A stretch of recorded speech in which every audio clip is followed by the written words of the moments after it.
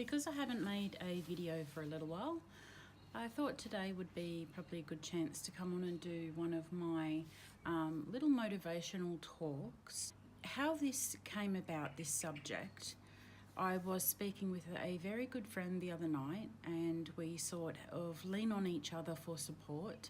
I was talking with her and this subject came up, and it's the subject of friendship. What a friend is, some of the things that we expect from a friend, and also dealing with toxic friendships, because that can happen from time to time. Enjoy. Give the video a like down below before we begin if you can, and if you have any ideas of something that you would like to hear me talk about, or a subject you'd like to hear me touch on, just jot your suggestions down below in the comments, and I'll have a look at them, and I will do my best to talk about what you guys want to hear. So let's begin. What makes a good friend exactly? And you feel free to add your suggestions down below too of what you think a good friend is.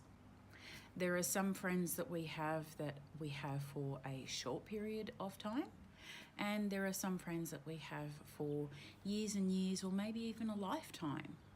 And there are certain things that your friend does, and also that you do, being a friend to others, that can determine how long or how successful your relationship is as a friend. All round, a great friend makes us feel great too.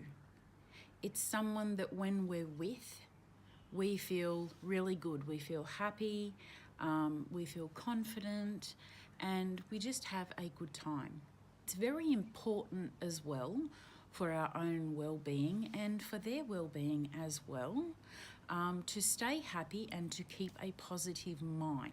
Basically, a good friend walks the walk and talks the talks. Their actions can speak volumes to us, whether the actions are big or small. And sometimes smaller actions mean more than bigger ones. A good friend can be. A good friend is there for you no matter what. A good friend is there for you through the good times and the bad. And if you're having a really, really low slump, and you called your friend every time you have this low slump, and they're always like, oh, you know, I've got this date, or, you know, I've got this appointment, or I don't feel well, and if they're always making excuses, then that should be ringing some warning bells for you, because not only do we need to give, but we need to have some take as well. We need to be given back something. And a good friend doesn't put you down or deliberately hurt your feelings. So we want somebody who we can laugh with and have fun, but who also knows how to draw a line in the sand and not overstep that line.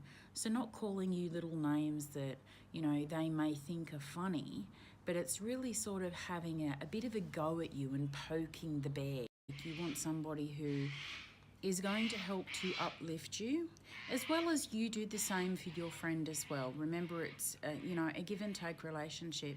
Give each other little compliments and encouragements and things like that to keep yourselves going, okay? A good friend is someone who is kind and respectful, and someone whose company you enjoy being around. So somebody who, you know, even if you're having a low moment, being around them just lifts you up and makes you happy. Someone who is loyal, trustworthy, and willing to tell you the things that you want to hear, even if they're tough to hear. Somebody who laughs with you and sticks out with you when things are tough as well. Somebody who makes you smile and who is also there to listen. This is a very important point, and I'm going to come back to that. Somebody as well who comforts you when you cry. So somebody who, you know, as I said before, if you're having a rough day, you can go and chat with them, give each other little encouragements and things like that. Give each other a hug. Let the person know that you're there for them, okay? And just give little encouragements and just be that that good friend. It's really important to listen to your friend and to try to think of things from their point of view. So when you're talking about something, whether it be a problem or something else, your friend is probably going to let you know how they feel about it. And you can't turn around and say, oh no, you shouldn't be feeling that way, because in a way that's really telling them that that's not the right feeling, when really that's how they feel. So what you should do is just sort of be understanding, let them know that, oh yeah, I can see how you would be feeling that way. You know, it saddens me to know that my friend is sad, or you know, something as such as that. And just comfort them and be there for them. Give them a hug, give them a nice cup of tea and a warm blanket if they need it. Don't always assume they want advice, as sometimes they may just want you to listen. Sometimes, as I said, just acknowledge their feelings and just be there with them and listen, because sometimes it's really, really helpful to be able to talk things out with somebody. Sometimes once you've spoken about something, once it's out in the open, you can look at it, acknowledge it, and think, oh, well, hang on, I didn't see that before. So it gives you the ability to look at it in a different way and analyze it and hopefully come up with a solution, or, you know, some problem solving in order to deal with that. This is how to ask if your friend is okay. Sometimes it's okay to just come out with it and say, okay, what's wrong? Sometimes it's not. Sometimes we have people with different feelings, and some of us have grown up in different environments and things like that. And all of these kinds of things can actually shape the people that we are and the way that we deal with things, and even the way that we open up about things. Pick the right place, somewhere quiet, away from other people. So I wouldn't go to a crowded cafe and say, hey, let's grab a coffee and you can talk to me about that problem. Remove any distractions so that you can give all of your focus and attention to your friend. So put your phone on silent, turn the TV off, turn the radio off, whatever you have on, pull the car over, just so that you can give them your undivided attention. Do not push it. This is very important. If they say that they don't want to talk about something, let them know that you're there for them if they ever do need to talk, and leave it at that. Don't keep pushing the subject with them to try and get them to open up, because it may make them frustrated and angry, and they may end up turning on you for it. So starting the conversation, a couple of ways that we can start the conversation about, asking if they're okay. Say, hey, how have you been lately? What's happening? See how they respond. Oh, so you haven't seen yourself lately. Is there something you want to talk about? If they say no, once again, don't push the subject. Just let them know that you're there for them if they ever want to talk. Another one is you can say, hey, how are you doing? So is there anything to talk about? So it's really important to be a good listener by paying close attention to what they're saying. Really, really listen to what they're saying. Ask questions and check to make sure that you have everything correct. You've heard everything correctly. This is very important, because a lot of miscommunications are made because somebody has said something and it's been taken the wrong way. Don't try to solve the problem for them. So as I said before, listen to them, acknowledge their feelings. So you can try and give a couple of little suggestions if they seem like they want to hear them, but don't push it and don't try to solve the problem for them. One of my friends was going through a breakup, and I had a very valuable conversation with an adult, and they said to me, I was only a teenager back then, but they said to me, don't ever tell your friend to leave their partner. Because say for instance it was a married couple and they were on the verge of a breakup. If you turn around and you tell your friend that, you know, he's a scumbag and he cheated on you or whatever else, you know, if it was true, and you don't like him and, you know, she's got to get rid of him because he's no good for her, well, that is really her decision to make, and you need to support her on whatever her decision is. And if you go ahead and you make those assumptions about him, call him all these names, and then she stays with him, it could end your friendship, because there's going to be that uncomfortable air between you two every time you're in the same area as each other, especially when he's around. So ask them why they may be feeling that way. This is another good open question, and it gives your friend a chance to analyze their feelings and try and look at why they're feeling that way. And sometimes there can be a deeper root of a problem, and asking this question and them analysing it can get them to find out what that deeper root of the problem is. Also let them know that you're there for them, and don't judge what they say even if you don't agree with it. And this goes back to the boyfriend thing as well. Even if you don't agree with the decision that they make, just be a supportive friend. And you know what, even if they're set up to fail and they're going to get their heart broken, or, you know, something doesn't go the right way and you thought in your head, well, I could have warned them about that, it's their mistake to make. And you can be a good friend by being there for them when it falls apart, if it falls apart. So the next and final topic that I want to touch on with you guys is how to deal with a toxic friendship. No friendship is ever trouble-free, and I want to state that from the very beginning. And you're bound to have, little fights and disagreements here and there, just like any relationship. Any sort of relationship that you have, with your kids, with your partner, with your best friend, you're going to have disagreements at some point in your life, because we're human, okay, and we make mistakes. It's how we deal with them though, and how we move forward, that makes all the difference. But how do you know if your friendship is toxic? Let's have a look at that. So these are a couple of ways that, can be used to recognize a toxic friendship. Now, just because a person displays a couple of these, it does not mean that they're a toxic friendship. Use your best judgment.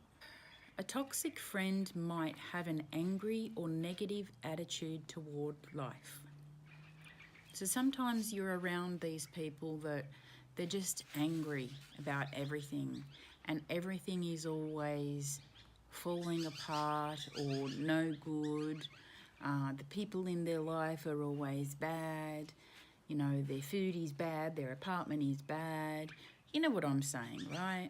A toxic friend might like to gossip about others and or about you. A negative toxic friend may criticize you in subtle or not so subtle ways. So are they always putting you down, whether it be your weight, the way you look, just things like that, things that make you feel really horrible or bad about yourself. A negative toxic friend may constantly remind you of past failures. A toxic friend may try to manipulate you into feeling a certain way or doing something that you don't want to do. And this has a lot to do with peer pressure. So don't ever let somebody dictate to you what you should be doing. Don't ever let somebody tell you that you should drink or smoke or do drugs or something like that. Don't ever let anyone tell you that you should do something when you're not ready or you do not wish to do it. Does this toxic person stress you out? Do you just feel on edge and stressed out when you're with this person? Do you feel like you can't relax? Do you feel like you always need to be ready for the next thing that's going to happen? A toxic friend might demand too much without giving back. I've had friends like this who there's always something wrong with them, or they're always going through a crisis, even when you're in crisis mode and you've had something terrible happen, and you'll text or call them thinking that they're your friend, they're there to support you, and they turn it around on themselves by starting to talk about something they went through and that they're feeling this way and that you need to support them. That's really not a good thing, because you know, I was talking about this with somebody else, and I was saying, you imagine everybody has a cup and we all need our cup filled. And if you're constantly pouring into other people's cups and your cup gets empty, who's filling your cup? So be honest with yourself about how you feel when you're with this person, okay? Really analyze the relationship. Are you happy? Are you truly happy? Do you feel worse when you're with them? Do you always feel like you're drained of energy and you're in a slump and you feel yucky? That could be a toxic friendship. Toxic friendships have a really nasty way of bringing us down mentally and emotionally.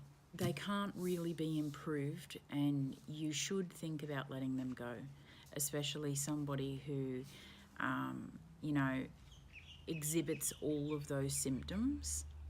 Then I think that it's probably time to let them go, especially if you're really feeling drained and down about yourself when you're with them. You need to make that decision for yourself, though. Nobody else can make that decision for you. So think long and hard about your friend and how they make you feel.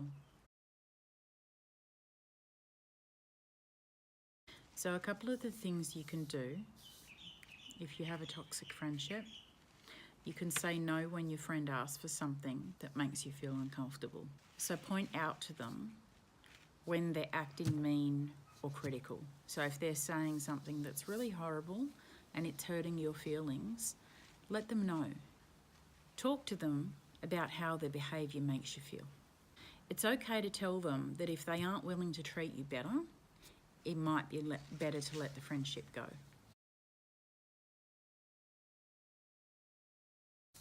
So a couple of ways in which you can end a toxic friendship. So if all of the steps that you've taken that I've just mentioned about dealing with it, if that doesn't improve things, then these are some ways that you can end things, okay? So probably write a list of reasons of why you think the friendship should end. Keep the list in case you need to look at it, and you can discuss those with the person. Sit down and explain to them as best as you can how the friendship isn't healthy and how it makes you feel. Tell them how it makes you feel spending time with them. We want to make sure that we give them a chance to talk as well, so that they can voice their feelings. Even if we don't agree with it, we're giving both sides a chance to speak. So end the conversation politely. Ending this on a high note though, I want to say thank you to all of the wonderful people that I've met here in the YouTube community, especially all of you paranormal people in this paranormal community. You guys are absolutely wonderful. The amount of support here astonishes me sometimes. It really does. You know, you guys are always here supporting and saying good things, and I've really got to say a really big thank you. I want to give a really big virtual hug to Fee at the moment, who has just popped her head in and said hello to us all. Fee is one of my very best friends, and lately I don't know what I would have done without her. She's been a rock for me. So everybody go over and check her out and say hello, and please support her. So anyway, I hope that you guys enjoyed today's video. If you're new to my channel, don't forget to hit the subscribe button if you like what you see, and also give the video a thumbs up if you enjoyed it or felt it was informative.